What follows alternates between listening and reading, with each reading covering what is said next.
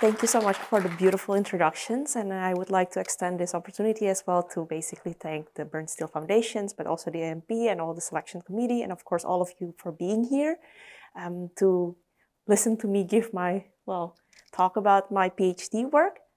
So I did all of this work in Foijer Lab, and I'm currently affiliated in Bakum Lab in Memorial Sloan Kettering, where I'm doing my postdoc right now. So chromosomal instability, it's an event where there's a lot of high degree of abnormal mitosis going on, and this is very persistent. And you see this in most of very advanced tumors, especially where you know that they were mostly very genomically unstable.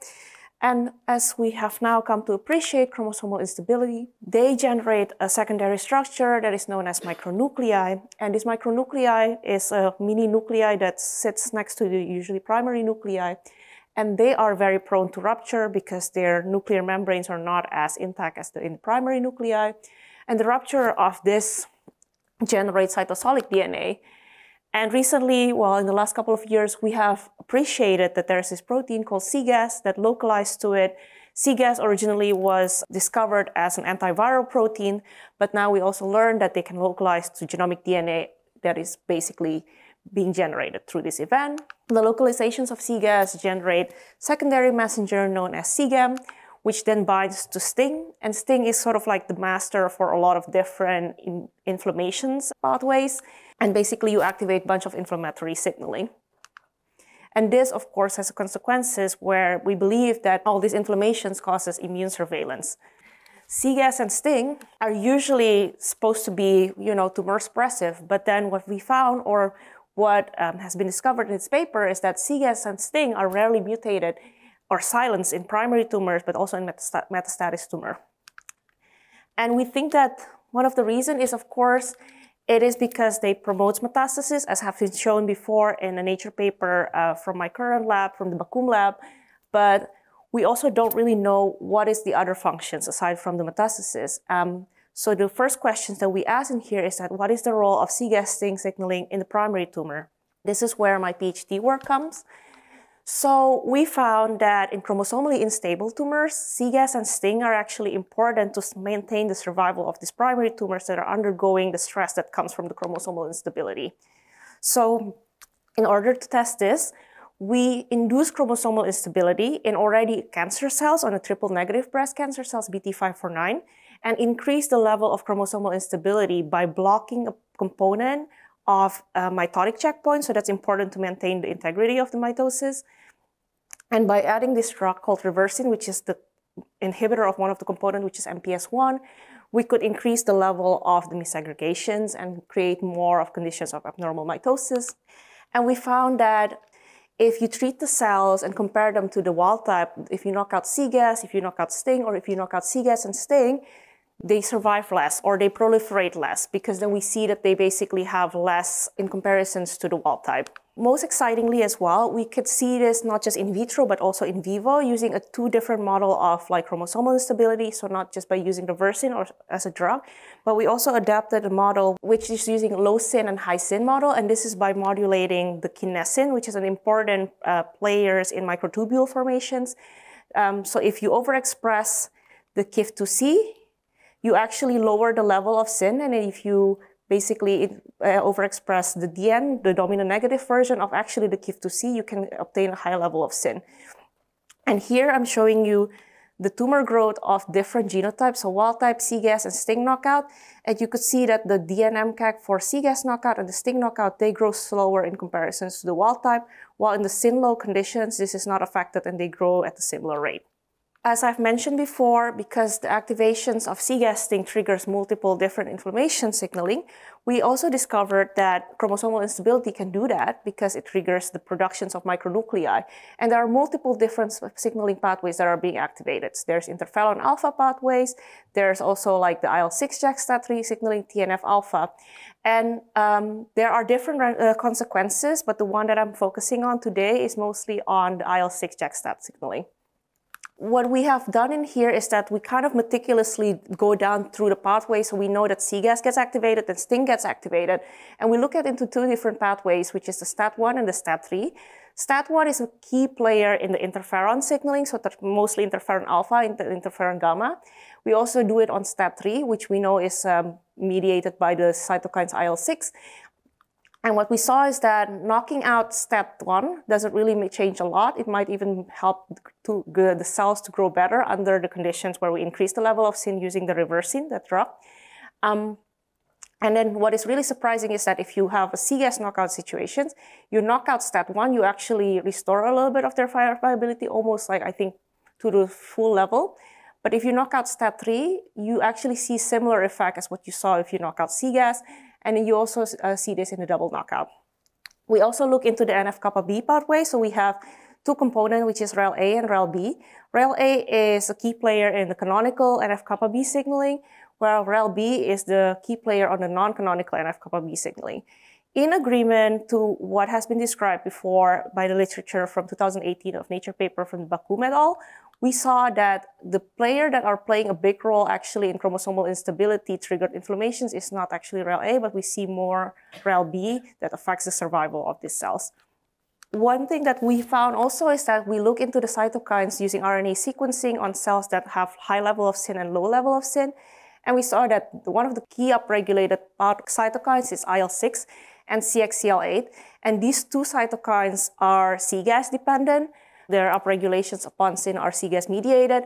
And these two are actually ligands that activates the STAT3 signaling. So that seems to be in line of what we saw as well from deciphering this pathway. So one thing that's really interesting is that if you knock out cGAS, you knock out STING, you double knock out it, and you also knock out REL-B, all of this lower the level of IL-6 productions when SYN or high level of SYN is induced. And what is really interesting is that if you exogenously give IL-6, well, from the external, so you put it into the media, it can rescue the cGAS knockout cells that are growing slower and push them to grow almost to the equal level as the wild type when you induce the level of SYN. We also see increase of growth when you treat the cells also with IL-6 in the wild type. This is not as high in comparison to the cGAS knockout. And we see this also for STING. So it's not just in cGAS, but also in STING. But then we don't really see this in STAT3, which indicates that the rescue effect is basically that you have this pathway where IL-6 sits on top of STAT3, and the productions of IL-6 then causes STAT3 to be activated, and when STAT3 gets activated, then they produce more IL-6, but then when STAT3 is knocked out, you don't really see that. With this finding, we learned that, and the one thing, of course, that we want to know is that can we actually do something about it? Can we use this for therapeutic purpose, right? Can we actually target SYN cancer cells? So fortunately for us, IL-6 receptors inhibitor already exists and has actually been used in the clinic. And we kind of can just repurpose it actually for our research. Mostly the IL-6 receptor inhibitors has been used for rheumatoid arthritis, so like a lot of autoinflammations. So we could test that by using this, they are called tocilizumab.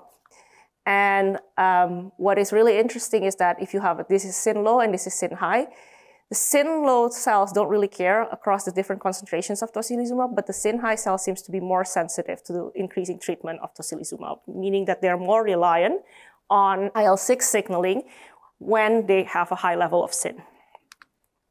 We tested it across two different breast cancer cell lines. So we used the BT549 that I've mentioned also before, but also MDA-MB, which is also another line of triple-negative breast cancer.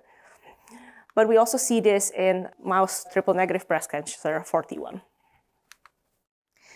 And the most exciting part is, of course, that we see this in vitro, but mostly that we can also see the effect in vivo. So here I'm showing you a growth curve of SYN high and SYN low cells that are treated with either isotype control or with the IL-6 receptor blockade. And as you can appreciate here, the SYN high cells or SYN high tumors, they grow a lot slower in terms of their growth kinetics in comparisons to like the SYN low that are being treated with tocilizumab or the one that is treated with isotype. We also saw this effect not just in human triple-negative breast cancer, but also in mouse triple-negative breast cancer, where there is an immune system component being intact, because of course with the human triple-negative breast cancer, you can only do a xenograft in an immunodeficient mice.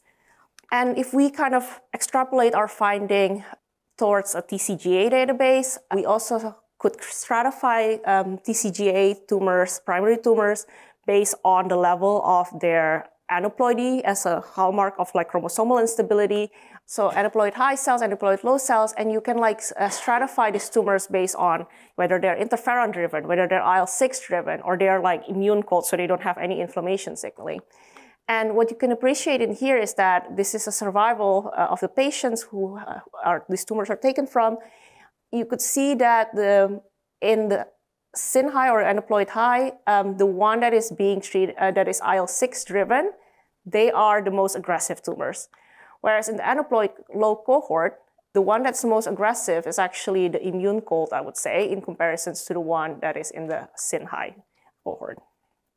First, I have been talking all about the triple negative breast cancer, but we also want to say if this is also can be generalized into different types of cancer, because of course, not only triple negative breast cancer cells are highly SYN. So we tested a couple of different tumor lines. So we have, in addition to breast, we tested ovarian, lung, and also skin cancer. And we kind of checked for the level of IL-6 and IL-6R receptors from the CCLE, so from the DepMap data. And what I would like, there's a lot of data in here, but I would just like to point out that there seems to be some kind of a correlations between if they already have a high level of like expressions of IL-6. So for example, in here you have the OFMANA. They seem to be more sensitive if you treat them with tocilizumab when you give them high level of SYN, in comparisons to, for example, if they don't have a high level, for example, here you have A375, they are not really very much responsive because they don't really express IL-6 or IL-6R to begin with. In addition, we also tested this this is a lung cancer cell lines that are responsive in vitro. So we tested it also in vivo, where we treat the tumors again with the tocilizumab versus the isotype.